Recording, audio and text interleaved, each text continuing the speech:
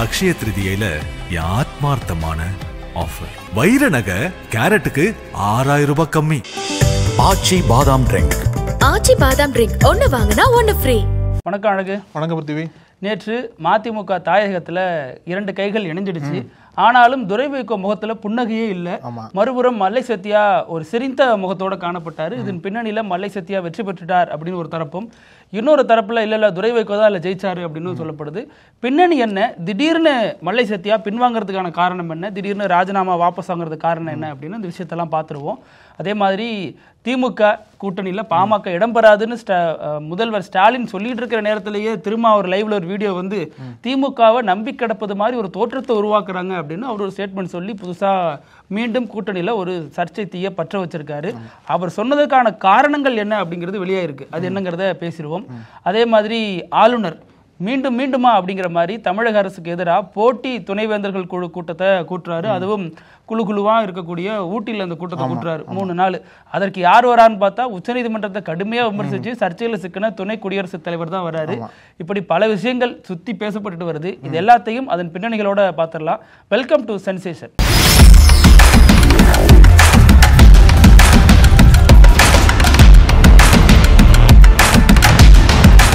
நீங்க சொன்னது போல நேற்றைக்கு தமிழ்நாட்டில் 2 கைகள் இணைந்தது இல்லையா?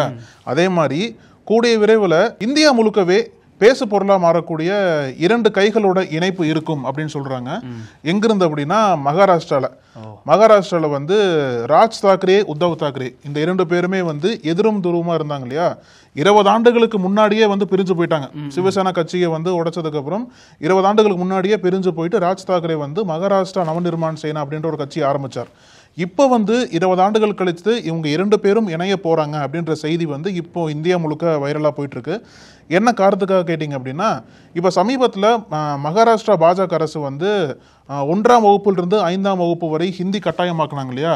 அந்த ஹிந்தி திணிப்புக்கு எதிராக 2 பேரும் சேர்ந்து ஒன்னா கை கோர்த்து இதுக்கு ஒரு பெரிய போராட்டத்தை பண்ண போறாங்க. 2 பேருமே சொல்லிட்டாங்க, எங்களோட தனிப்பட்ட அரசியல் போட்டிகளை ஒதுக்கி வச்சு மாநிலத்தோட உரிமையை காக்கிறதுக்காக 2 பேர் இணைய தயாரா இருக்கும்னு சொல்லிட்டாங்க. இது வந்து இந்தியா முழுக்கவே பரபரப்பா பேசப்படுது. இன்னொரு முக்கியமான விஷயம் என்ன அப்படின்னா, அந்த 2 கட்சிகளுமே வந்து தொடர்ந்து மகாராஷ்டிரால ரொம்ப வீக்கா போயிட்டு இருக்கு. அது மட்டும் இல்லாம மகாராஷ்டிரால கூடிய விரைவில் உள்ளாட்சி தேர்தல் நடத்த போகுது. அதுக்குள்ள வந்து இந்த 2 பேரும் சேர்ந்து வந்துட்டாங்க அப்படின்னா இவங்களுக்கு அரசியல் எதிர்காலமும் நல்லா இருக்கும் அப்படின்றதுனால இந்த ஒரு ஹிந்தி திணிப்பை கையில் எடுத்து 2 பேரும் சேர்ந்து வரப்போறாங்கன்னு சொல்றாங்க. இந்த ஹிந்தி திணிப்பு வந்து பெரிய சர்ச்சையா மாறுனுச்சு இல்லையா? அதற்கு பதிலளிக்கும் விதமா தேவேந்திர பட்னாவிஸ் என்ன சொன்னார் அப்படின்னா, அதாவது இந்த தேசிய கல்விக் கொள்கையில வந்து 2 இந்திய மொழிகள் கட்டாயம் படிக்கணும். ஒன்று வந்து ஆங்கிலம், அது வந்து வெளிநாட்டு மொழி அப்படின்றதுனால 2 இந்திய மொழிகள் கட்டாயம் படிக்கணும் அப்படின்றதுனால இங்க வந்து மராத்தி ஒன்று கட்டாயமாக்கப்பட்டிருக்கு. 2வது மகாராஷ்டிரால அதிகப்படியான ஹிந்தி ஆசிரியர்கள் இருக்கிறதுனால தான் ஹிந்தியை கட்டாயமாக்கணும். அந்தந்த பள்ளிகளில் பெருவாரியான மாணவர்கள் ஹிந்தி வேண்டான்னு சொல்லிட்டாங்க அப்படின்னா அவங்களுக்கு வேற மொழி கற்பிக்கப்படும் சொல்லிட்டு ஒரு வழக்கம் கொடுக்குறாரு. 2வது இந்த 2 தாக்கரைகள் இருக்காங்க இல்லையா, இவங்க இணையறதுக்கும் பட்னாவிஸ் வரவேற்பு தெரிவிச்சிருக்காரு. ஸோ இவங்க 2 பேரும் இணைந்து எப்படி மகாராஷ்டிரா அரசியல்ல ஒரு புயலை ஏற்படுத்த போறாங்க அப்படின்றத பொறுத்து தான் பார்க்கணும். இவங்க இணையறதுக்கு பட்னாவிஸ் வரவேற்பு சொல்லிட்டதுனால அதோட பின்னணி புரிஞ்சுக்க முடியுது. இணைஞ்சுதான் பாருங்களேன் அப்படிங்கிற மாதிரி. இந்திக்கு எதிராக இருக்கிற 2 பேரும் இந்துத்துவத்துக்கு எதிராக இல்லை அப்படிங்கிறது தான் இந்த சைட்ல இருந்து வரக்கூடிய விமர்சனமா இருக்கு. இப்ப நேற்று அப்படியே தமிழகத்துக்கு வந்தீங்கன்னா தாயகத்துல நிர்வாக குழு கூட்டம் கூடுது. இதுக்கு முன்னாடி மல்லை சத்யா விசஸ் துரை வைகோ மோதல் இருந்துச்சு. குழு கூட்டம் கூடுறதுக்கு முன்னாடியே 2 சம்பவம் நடந்துச்சு. ஒன்று வந்து மல்லை சத்யா ஒரு பதிவு பண்றாரு. 2015ஆம் ஆண்டு இவர் வந்து வாட்டிகன் நகர்ல ரோமுக்கு போறாரு. அங்க வந்து ஒரு மோதிரத்தை பாக்குறாங்க. அதுல வைகோ படம் போட்டிருக்கிற மாதிரி நிறைய சொல்லிட்டு கடைசியா நான் தான் வைகோவினுடைய சேனாதிபதி அப்படின்னு சொல்றாரு. உடனே கொஞ்ச நேரம் கழிச்சு செய்தியாளர் சந்திக்கிற துரை வைகோ அவர் மட்டும் இல்ல எல்லாருமே வைகோவோட சேனாதிபதி தாங்கிற மாதிரி, என்னப்பா நிர்வாக கூட்டம் போடுது இது வரைக்கும் சண்டை போட்டுட்டே இருக்காங்க அப்படின்னு பார்க்கப்பட்டுச்சு. அப்புறம் வைகோ காரு தாயகத்துக்கு உள்ள வருது. வரும்பொழுது ஒருத்தர் துரை வைகோ தான் கட்சி அப்படின்னு கோஷம் போடுறாரு. வைகோ பார்த்து சவனே நீரு அப்படிங்கிறாரு. மறுபடியும் துரை வைகோ தான் கட்சின்னு கோஷம் போடுறாங்க. இப்ப வைகோ மீறி போதா அல்லது துரை வைகோவுக்கு ஒன் சைடா கட்சி மாறுதா அப்படிங்கிறதுலாம் நேற்று ரொம்ப பரபரப்பா பார்க்கப்பட்ட நேரத்தில் உள்ளுக்குள்ள மீட்டிங் நடந்துச்சு. மீட்டிங்ல மல்லை சத்யா முழுக்க அப்படியே பின்வாங்கிட்டார். இது வரைக்கும் இருந்த அவருடைய ஸ்டாண்ட் எதுவுமே இந்த மீட்டிங்ல எடுபடல. இத்தனைக்கும் மீட்டிங் நடந்துட்டு இருக்கிறப்ப மல்லை சத்யா ராஜினாமா பண்ண கூட தயார், இல்லைன்னா நீங்களே விலக்கி வைங்கன்னு சொன்னதாக தகவல் வெளியாயிட்டே இருந்துச்சு. அதற்கு அடுத்து செய்தியாளர்களை சந்திக்கிறப்ப மல்லை சத்யா, வைகோ, துரை வைகோலாம் செய்தியாளர் பேசினாங்க. அதில் துரை வைகோ மட்டும் ரொம்ப இறுகிய முகத்தோடய உட்கார்ந்தார்.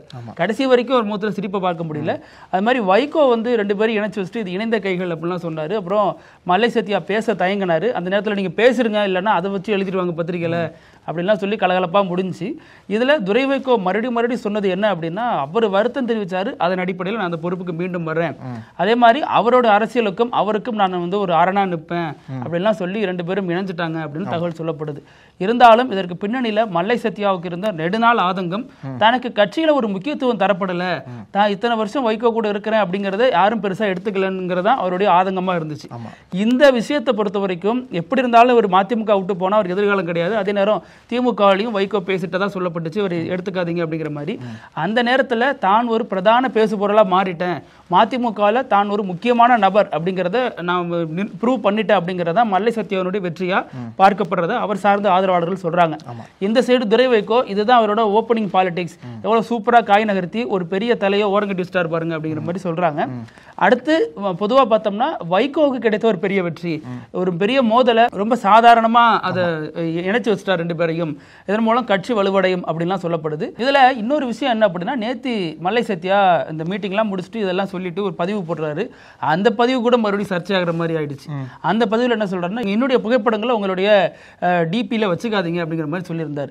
அதை வச்சுட்டு நீங்க கருத்து சொல்ல போய் தான் எனக்கு அது பிரச்சனையா மாறுது, இனிமே அதெல்லாம் பண்ணாதீங்க அப்படின்னு டோட்டல் சரண்டர் ஆயிட்டாரு, கட்சியோட இணைந்து போயிட்டாரு. நேத்தி அந்த ஒரு விஷயம் ஒரு பெரிய அளவில் ஒரு பாசிட்டிவான இதாக பார்க்கப்பட்டுச்சு. அதாவது ஒரே நாளில் வெடித்த மோதலை வந்து வைகோ வந்து 2 கரங்களையும் கோர்த்து வச்சதுனால அந்த மோதல் இன்னும் பெருசாகல, கொஞ்சம் அமைங்கிருச்சு, இப்போதைக்கு சுமூகமா போயிட்டு இருக்கு அப்படின்னு சொல்லலாம். ஆனாலும் துரை வைகோ சிரிக்காம இருக்கிறது ஏதோ ஒரு இக்கு வைக்கிறாரோ அப்படிங்கிற மாதிரி பார்க்கப்படுது. அவர் மகிழ்ச்சியை வெளிப்படுத்தல, ஒருவேளை மல்லை சத்யா இன்னும் தொடர்ந்து இருக்காரு அப்படின்ற வருத்தமா இல்லை என்னன்னு தெரியல. இன்னொரு முக்கியமான விஷயம் என்னன்னா, தமிழ்நாட்டில் ஆளுநர் ரவி சமீபத்தில் உச்சநீதிமன்றத்தால் அதிகாரம் குறைக்கப்பட்டார். அதாவது நீங்க இனிமேல துணைவேந்தர்கள் நியமிக்க முடியாது, அந்த அதிகாரம் வந்து ஸ்டாலினுக்கு தான், அதாவது சிஎம் தான் கொடுக்கப்பட்டது இல்லையா. இந்த அதிகாரம் குறைப்பு என்பது இந்தியா முழுக்க பெரிய பேசு பொருளா மாறுனுச்சு. இப்போ அவர் என்ன பண்ணியிருக்காரு அப்படின்னா, என்னோட அதிகாரத்தை குறைச்சிங்களா, இப்போ நான் போய் யாரை கூட்டு வரேன்னு பாருங்கன்னு சொல்லிட்டு டெல்லி போயிட்டு ஜெகதீப் தன்கர் துணை ஜனாதிபதியை கூட்டு தமிழ்நாடுக்கு வரப்போறார். எதுக்காக அப்படின்னா, வருடம் வந்து ஊட்டியில் இருக்கக்கூடிய ராஜ்பவன் இருக்கு இல்லையா, அதாவது அங்கதான் வந்து ஆளுநர் ஓய்வு எடுப்பாங்க, அங்க வந்து கூட்டங்கள்லாம் நடக்கும் பொதுவாகவே. அந்த ஊட்டி ராஜ்பவன்ல வந்து துணைவேந்தர்களோட மாநாடு வருடம் நடக்கும். லாஸ்ட் ஒரு 3 இயர்ஸாவே வந்து அந்த மாதிரி மாநாடு வந்து நடத்தியிருக்காரு. இப்பவும் ஆளுநர் ரவி வந்து அந்த மாநாடு நடத்த போறாரு. எப்போ அப்படின்னா ஏப்ரல் 25, 26 தேதிகளில் வந்து அந்த மாநாடு நடக்க போகுது. அந்த மாநாட்டில் வந்து இங்க இருக்கக்கூடிய அனைத்து துணைவேந்தர்களும் கலந்துக்க போறாங்க. இந்த மாநாடோட சீஃப் கெஸ்டே வந்து யாருன்னு கேட்டீங்க அப்படின்னா ஜெகதீப் தன்கர். இப்போ ரீசெண்டா ரவி டெல்லி போனார் இல்லையா, டெல்லி போயிட்டு அவருக்கு அழைப்பதெல்லாம் கூட்டு வந்திருக்காரு, அவரும் வரேன்னு சொல்லிட்டார். 2வது இந்த ஜெகதீப் தன்கர் தான் இப்போ சமீபத்தில் பெரிய ஒரு சர்ச்சையை தூண்டினார். உச்சநீதிமன்றத்தையே கண்டிச்சார், நீங்கன்னா சூப்பர் பார்லமெண்டா, நீங்க எப்படி ஜனாதிபதிக்கு உத்தரவு போட முடியும்னு சொல்லிட்டு பல கண்டிப்பான கருத்துக்களை வந்து பேசியிருந்தாரு. அவரு இப்ப தமிழ்நாட்டுக்கு வராரு, ஆளுநர் ரவியோட ஒரே மேடையை பகிர்ந்துக்க போறாரு. 2வது எப்போ அப்படின்னா, இப்ப சமீபத்தில் கூட சிஎம் ஸ்டாலின் வந்து துணைவேந்தர்களோட கூட்டத்தை போட்டார்.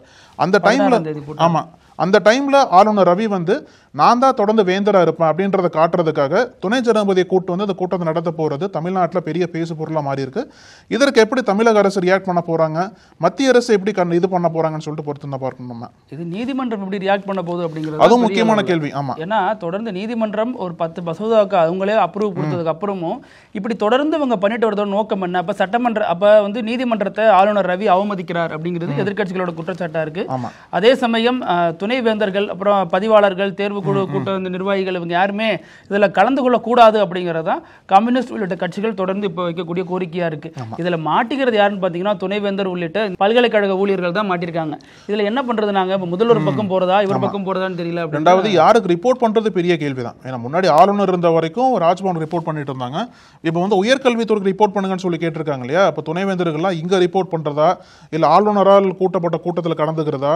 ஏன்னா இனிமேல் வந்து துணைவேந்தர்கள் சிஎம்ஆல் நியமிக்கப்படுவாங்க, சிஎம்ஆல் நியமிக்கப்பட்ட துணைவேந்தர்கள் எப்படி ஆளுநர் கூட்டத்தில் கலந்துக்க முடியும் அப்படின்ற பல கேள்விகள் இருந்திருக்குதுல. இதுல இன்னொரு முக்கியமான விஷயம் என்னன்னா, ஜெகதீப் தன்கரை போய் கூப்பிட தெரிஞ்ச ஆர்.என். ரவிக்கு இங்க இருக்கக்கூடிய மாநில உயர்கல்வித்துறை அமைச்சரை கூப்பிட தெரியல, இது வரைக்கும் அவருக்கு அழைப்பு போகல அப்படிங்கறத ஒரு செய்தியா இருக்கு. அது மட்டும் இல்லாமல் ஏற்கனவே இப்போ உச்சநீதிமன்றத்துக்கு எதிராக பிஜேபி ஃபுல்லாக திரும்பின மாதிரி தான் இருக்கு. நிஷிகாந்த் துபே, தினேஷ் சர்மா 2 பேரும் உச்சநீதிமன்றத்தோட அதிகாரம், உச்சநீதிமன்ற நீதிபதிகளை ரொம்ப மோசமாக விமர்சித்திருக்காங்க. அதில் இந்த மதச்சண்டைக்கு காரணமே தலைமை நீதிபதி தான் அப்படின்னு நிஷிகாந்த் துபே சொல்றாரு. அப்புறம் நாடாளுமன்றம் சட்டமன்றம்லாம் இனிமேல் எதுக்கு, உச்சநீதிமன்றமே சட்டம் இயற்றுனா இதெல்லாம் இழுத்து மூட வேண்டியதான் அப்படின்லாம் சர்ச்சைக்குரிய கருத்துக்களை பேசியிருக்காங்க. உடனடியாக பிஜேபி தேசிய தலைவராக கூட நட்டா அதுல இருந்து பேக் அடிச்சிருக்காரு. ஐயோ அதெல்லாம் அவங்க தனிப்பட்ட கருத்து, எங்களுக்கு சம்பந்தம் இல்லை அப்படிங்கிறாங்க. ஆனாலும் தொடர்ந்து ஜெகதீப் தன்கர் பேசினது, தொடர்ந்து 2 எம்பிக்கள் பேசுறது எல்லாமே மோடியினுடைய குரலா, பிரதமருடைய குரலா தான் பார்க்கப்படுது. இது இப்ப அடுத்து உச்சநீதிமன்றம் அந்த கேஸ் வரப்போகுது. குறிப்பா வக்ஃப்ல உச்சநீதிமன்ற தலைமை நீதிபதி தனது கருத்தை ரொம்ப ஆழமா, அதே நேரம் ரொம்ப உறுதியா சொன்னதுக்கு அப்புறம் தான் அந்த பிரச்சனைகளை பாஜக எழுப்பிட்டு வருது. இதுல அடுத்து வரக்கூடிய அமர்வுல எப்படி உச்சநீதிமன்றம் ரியாக்ட் பண்ண போகுது அப்படிங்கறத பெரிய அளவுல எதிர்பார்ப்பு கிளப்பி. இப்போ இன்னைக்கு தமிழக சட்டமன்றத்துல மிக முக்கியமா ஒன்று பேசுபொருள் என்ன அப்படின்னா, அமைச்சர் பிடிஆர் பழனிவேல் தியாகராஜன் சொல்லிருக்காரு இல்லையா, அவர் சொன்ன ரெஸ்பான்ஸ் தான் தமிழகம் முழுக்கவே பெரிய ஒரு விவாதமாக மாறி இருக்குன்னு சொல்லலாம். என்ன சொன்னார் அப்படின்னா, ஓப்பனா போட்டு உடைக்கிறார் சட்டசபையிலேயே. இந்த மாதிரி என்னோட துறைக்கே நிதி அவ்வளோ கொடுக்க மாட்டாங்க அப்படின்ற மாதிரி அப்படியே பொங்கி பேசுறார். எதுக்காக அப்படின்னா, கூடலூர் எம்எல்ஏ ஒரு கேள்வி கேட்கிறார். இந்த மாதிரி அவரோட தொகுதிக்கு வேலை வாய்ப்புகள் அதிகமாக தரக்கூடிய அளவிற்கு தொழில் பூங்காக்களை நீங்க உங்களோட இதுல கொடுப்பீங்களான்னு சொல்லிட்டு ஒரு கேள்வி முன்வைக்கிறாரு. அந்த கேள்விக்கு அமைச்சர் பிடிஆர் என்ன பேசுறாரு அப்படின்னா, அது எங்களுக்கே அவ்வளவு நிதி தரது இல்லைங்க, நீங்க யார்கிட்ட அதிகாரம் அதிகமா இருக்கோ, யார்கிட்ட நிதி அதிகமா இருக்கோ அவங்கள்ட்ட தான் கேட்கணும், எங்கள்கிட்ட கேட்காதீங்கன்ற மாதிரி சொல்றாரு.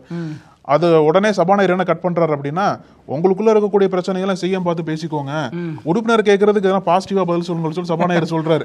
ஆனா இந்த ஒரு பதில யாருமே எதிர்பார்க்கல. ஏன்னா டக்குன்னு வெளிப்படையா பேசின மாதிரி பேசிட்டாருல. அவரோட அதிருப்தி என்ன அப்படின்னா, இந்த மாதிரி டைடல் பார்க்ல இருக்கு இல்லையா, டைடல் பார்க் எல்லாமே அவரோட துறை கீழே வரமாட்டேங்குது, தொழில்துறை கீழே தான் வச்சிருக்காங்க. அப்படி இருக்கும்போது ஏற்கனவே நிதியை கம்மியா ஒதுக்குற சமயத்துல இந்த மாதிரி கோரிக்கைகளை எப்படி நாங்க நிறைவேற்ற முடியும் அப்படின்ற அதிருப்தியை சட்டசபை வெளிப்படுத்துறதா சொல்றாங்க. எப்படியோ முதல்வருக்கு எதிரான தனது குரலை சட்டமன்றத்திலேயே சொல்லிட்டாரு அப்படின்னு அதை பார்க்க முடியுது. அப்புறம் இன்னொரு முக்கியமான விஷயம், முதல்வர் ஒரு ஆங்கில நாளிதழுக்கு பேட்டி கொடுக்குறாரு. அதில் பல விஷயங்கள் பேசுகிறாரு. வக்ஃப்லேருந்து ஆளுநர் ரவியினுடைய அதிகார அத்துமீறல்லேருந்து பல விஷயங்கள்ல பேசுகிறாரு, குற்றச்சாட்டு முன்வைக்கிறாரு. அதில் ஒரு கேள்வி முன்வைக்கப்படுது. இப்போ அதிமுக கூட்டணியில் விசிக சேர போகிறதாகவும், திமுக கூட்டணியில் பாமக வரப்போகிறதாகவும், இதில் தான் திமுக கூட்டணியில் போகணுமா போக வேண்டாமாங்கிற அடிப்படையில் தான் சீனியர் ஜூனியர் ராமதாஸ் கடையில் சண்டை வரதாகவும் இந்த கேள்வி முன்வைக்கப்படுது. அதற்கு சொல்றாரு, ஏன்னா அந்த கேள்வியிலே ஒரு வார்த்தை போட்டிருந்தாங்க, இது முணுமுணுப்பா இருக்கு, இது ஒரு கிசுகிசுவா பேசப்படுதுங்கிற மாதிரி கேட்டிருந்தாங்க. அதற்கு முதல்வர் தரப்புல பதில் சொல்லப்படுது, நீங்களே சொல்லிட்டீங்க கிசுகிசுவா பேசப்படுதுன்னு, அப்ப அதை பத்தி பேச கவலை இல்ல, எங்க கூட்டணி உறுதியா இருக்கு, இந்த கூட்டணி தொடரும் அப்படிங்கிற மாதிரி சொல்லிட்டாரு. அதன் மூலம் பாமகவுக்கு திமுக கூட்டணியில இடம் இல்லை அப்படிங்கிறது உறுதியாயிடுச்சு. இதன் மூலம் முதல்வர் என்ன ஒரு முக்கியமான விஷயத்தை பண்ணிட்டாருன்னா, பாமகவினுடைய தேர்தல் கூட்டணி ஸ்டைல் அப்படிங்கிறது கடைசி நேரம் வரைக்கும் பேசிட்டு இருப்பாங்க. திமுக ஒரு பக்கம், அதிமுக ஒரு பக்கம், அப்படி பேரம் பேசிட்டு இருப்பாங்க. அந்த பேர வலிமையை திமுக உடைச்சு விட்டுடுச்சு. இப்ப பாமகவுக்கு 2 ஆப்ஷன் தான் இருக்கு. ஒன்னு பாஜக கூட்டணி அல்லது விஜய் கட்சி. பாமக கூட ஏற்கனவே கூட்டணியில் இருந்தவங்க தான். அதுல ராமதாஸ்க்கு இப்ப உடன்பாடு இல்லை. அதே நேரம் விஜய் கூட போறது எந்த வகையில வெற்றி கொடுக்குங்கிறது தெரியல. அதே நேரம் அவர் முதல்வர் வேட்பாளராக இருக்கணுங்கிறாருங்களா, பல சிக்கல்கள் இருக்கு. சோ இப்படி முதல்வர் இந்த மாதிரி பேட்டி கொடுத்துட்டு காலையில செய்தித்தாள்ல, ஆங்கில செய்தித்தாள் இந்த பேட்டி வெளில வருது. அதே நேரம் காலையில ஒரு 9:45 போல விசிக தலைவர் திருமாவளவன் ஒரு வீடியோ வெளியிடுறாரு. அதுல நான் ரொம்ப மன அழுத்தத்துக்கு ஆளாயிருக்கேன், நீங்க தொடர்ந்து என்ன கல்யாண வீட்டுல இருந்து பல நிகழ்ச்சிகளுக்கு அழைக்கிறீங்க, ஒரு நாள் கட்சி தலைமை அலுவலகத்துக்கு அவ்வளவு பேர் என்ன கூப்பிடுறீங்க, நான் 24 மணி நேரமும் உங்க கூட இருக்கிறது எனக்கு விருப்பம் தான், என் உடல்நிலையை கூட நான் கவலைப்படலை, ஆனா அதை தாண்டி பிரதான கட்சி பணிகள் நிறைய இருக்கு, அதை என்ன செய்ய விடுங்க, இனிமே என்ன கூப்பிடாதீங்க, மே மாசம் ஃபுல்லா என்ன கூப்பிடாதீங்க, தேர்தல் பணியாற்றணும், நிறைய வேலைகள்லாம் இருக்குன்னு சொல்லிட்டு இப்படி ஒன்னொன்னா சொல்லிட்டு வரப்பே அடுத்து சொல்றாரு, திமுகவை நம்ம நம்பி கிடக்கிறோம் அப்படிங்கிற ஒரு தோற்றத்தை சிலர் உருவாக்குறாங்க. கட்சி தேர்தலுடைய கடைசி நேரத்தில் கூட என்ன மாதிரியான தேர்தல் முடிவு வேணாலும் எடுக்கலாம், அது ஒன்றும் பெரிய கம்பசூத்திரம் கிடையாது அப்படின்னு தொண்டர்களுக்கு சொல்ற மாதிரியே ஒரு மெசேஜ திமுக தலைமைக்கு சொல்லியிருக்காரு. ஏன் திடீர்னு திரும்ப அப்படி கொந்தளிச்சிருக்காரு அப்படின்னா, அதற்கு பின்னணியில ஒரு கணக்கு சொல்லப்படுது. என்ன அப்படின்னா, இப்ப பாஜக அதிமுக கூட்டணி உறுதியாயிடுச்சு. திமுகவோட விசிகாவோட ஸ்டாண்ட் படி பாமக பாஜக கூட்டணியில் இடம்பெறாது. அந்த வகையில அதிமுக பாஜக கூட்டணியில் விசிக இடம்பெற போறது கிடையாது. இந்த மாதிரி பல கூட்டணிகளும் பல கட்சிகளும் திமுக இருக்கக்கூடிய பல கூட்டணி கட்சிகளும் அதுல போய் இடம்பெறாது அப்படின்னு ஒரு திட்டவட்டமான ஒரு முடிவு எடுக்கப்பட்ட நேரத்துல தான் இந்த திமுக தலைமை என்ன ஒரு முடிவுக்கு வந்திருக்குன்னா, அப்ப அப்ப இவங்களுக்கு வந்து நம்ம போன சீட்ல கொடுத்ததோட 1-2 முன்ன பின்ன வச்சு கொடுத்துடலாம் அப்படிங்கிற மாதிரி சொன்னதாக ஒரு தகவல் வெளியாயிருக்கு. அவங்களுக்கு என்ன நினைச்சிருப்பாங்க அப்படின்னா வேற எங்கேயும் வழி இல்ல உங்களுக்கு, நம்மள்ட்ட தான் வந்தாகணும் அப்படின்ற. ஏன்னா விஜய் கூட போய் நிக்கிறதுங்கிறது இவங்களுக்கு ஓட்டை ப்ரூவ் பண்ணாத ஒருத்தர் கூட இவ்வளவு பெரிய கட்சி போய் நிக்காது அப்படிங்கிற அடிப்படையில திமுக அது ஒரு கணக்கு காய் நகர்த்திருக்காங்க. இதை முன்னாடியே தெரிஞ்சுக்கிட்ட திருமாதான் இப்படியே போனா நம்மளுடைய வலிமையை குறைச்சிருவாங்க, அதனால இதுல இடம் கொடுக்கவே கொடுக்காது, நம்ம வந்து நிறைய பேர் நிக்கணும், அதுவும் இல்லாம நமக்கான பேர வலிமையை இன்னும் ஸ்ட்ராங் ஆக்கணும் அப்படிங்கிற அடிப்படையில தான் இந்த ஒரு எச்சரிக்கையான ஒரு பேச்சை சொல்லியிருக்காரு, இந்த ஒரு கருத்தை வெளியிட்டிருக்காரு அப்படிங்கிற விஷயத்த பார்க்க முடியுது. இதுல ரெண்டா பார்க்க முடியுது. ஒண்ணு பாமகவோட பேர வலிமையை அவுட் ஆயிடுச்சு, இன்னொன்னு விசிக தனது பேர வலிமையை அரசியல் அரங்கில உயர்த்திக்கிட்டே வருது. ரெண்டாவது முன்னாடியே சொன்ன மாதிரி விசிக வந்து இரட்டை இலக்குல சட்டமன்ற இடங்களை கேட்க வாய்ப்பு இருக்கு. ஏன்னா முன்னாடியே வந்து பார்லிமெண்ட் எலெக்ஷன் ஜெயிச்சிருக்காங்க, லோக்சபா தேர்தல் ஜெயிச்சுட்டு வந்தாங்க இல்லையா, அதனால வந்து அதை ஒரு வாய்ப்பா பயன்படுத்தி அதிக இடங்கள் கேட்க வாய்ப்பு இருக்கு. காங்கிரஸும் அதிக இடங்கள் கேட்பாங்க. ஏற்கனவே விசிகா பொறுத்த வரைக்கும் மாநில கட்சிங்கிற அங்கீகாரத்தை இப்பதான் வாங்கியிருக்காங்க. மறுபடியும் அவங்க வாங்கணும்னா அந்த 8% வாக்கு வேணும், இல்லைன்னா ஒரு 7 எம்எல்ஏ கணக்கு சொல்றாங்க, அந்த எம்எல்ஏ வச்சிருக்கணும், இந்த மாதிரி நிறைய கணக்கு இருக்கு இல்லையா. இதை நீட்சியா கட்சியை வளர்ச்சி பாதையில கொண்டு போற மாதிரி, அதே நேரம் மாநில தேர்தல் அங்கீகாரத்தை இழந்துடாத மாதிரியும் முடிவெடுக்க போறாங்க அப்படின்லாம் சொல்லப்பட்டு வரும். பிருத்திவி, நம்ம வீடியோவோட கடைசி செக்மெண்ட் இப்படி எல்லாம நடக்கும், இப்படி எல்லாம் ஒரு மாணவன் பண்ணுவோம் அப்படின்ட்டு கர்நாடகால பெலகாவி அப்படின்ற ஒரு இடத்துல ஒரு மாணவர் 10th எக்ஸாம் எழுதியிருக்காரு. எழுதல, சும்மா போயிருக்காரு. அந்த ஆன்சர் சீட்ல வந்து டீச்சருக்கு லஞ்சம் கொடுக்க முயற்சி பண்ணியிருக்காரு. ஆன்சர் சீட்ல வந்து உள்ள 500 ரூபா நோட்டு வச்சு, இந்த 500 ரூபா வச்சுக்கோங்க, நீங்க லஞ்சமா வச்சுக்கோங்க, டீ செலவுக்கு வச்சுக்கோங்க 500 ரூபாய, நீங்க எப்படியாச்சும் தயவுசெய்து பாஸ் ஆக்கி விட்டுருங்க, பாஸ் ஆகினாதான் லவ் சக்சஸ் ஆகும், அதனால ஆமா லவ்க்காக தான் 500 ரூபா டீ செலவு வச்சுக்கிட்டு எனக்கு பாஸ் ஆகியிருக்கேன்னு சொல்லிட்டு அந்த ஆன்சர் சீட்டுக்குள்ள 500 ரூபா தால வந்து லஞ்சமா கொடுக்க முயற்சி பண்ணிருக்காரு. 500 ரூபா உங்க அப்பாவுக்கு டீச்சர்ல கொடுக்கறதே தப்பு, இதுல நீ டீச்சருக்கு வேற கொடுக்க, அதுவும் அவருக்காக இல்ல, லவ்வுக்காக. நல்ல உயர்ந்த நோக்கம் தம்பி. இது எப்படி எடுத்துக்கிறதுன்னு தெரியல. ஒரு எப்படியாச்சும் பாஸ் ஆகிறதுன்னு கெஞ்சுறதெல்லாம் பார்த்துருக்கோம், ஆனா 500 ரூபா வச்சு தயவு செஞ்சு பாஸ் ஆக்கி விட்டுருக்குன்னு அதை போய் போட்டு விட்டாங்களே, புள்ள எவ்வளவு நேர்மையா வச்சு உள்ள அனுப்பியிருக்காரு. சரி அழகு, இதே மாதிரி நாளைக்கும் பல செய்திகளோட சந்திக்கலாம். தொடர்ந்து பேசலாம். நன்றி. நக்கீரன் டிவிக்கு சப்ஸ்கிரைப் செய்யுங்கள். உங்கள் ஆதரவே எங்கள் பலம். ஆசிரியர்களுக்கு நண்பனாகவும் மாணவர்களுக்கு ஆசானாகவும் திகழும் தேர்வு வழிகாட்டி. ஒவ்வொரு பாடத்திற்கும் அனுபவமிக்க ஆசிரியர்களின் துல்லியமான தெளிவான விடைகள். CNC இருக்கு, தேர்வு பயம் எதற்கு? இது தீரன் பப்ளிஷிங் ஹவுஸ் விற்பனை வெளியீடு.